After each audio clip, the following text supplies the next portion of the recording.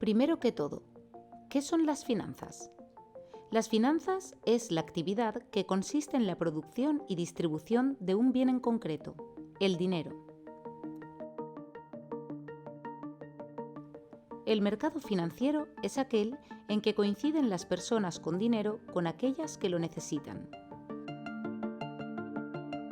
Pero últimamente se dedican a financiar la especulación, el armamento, farmacéuticos y en general negocios muy turbios pero muy rentables.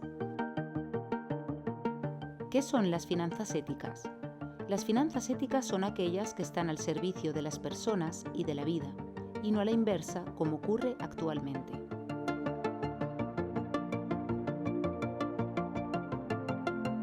Estas finanzas existen y las podéis encontrar.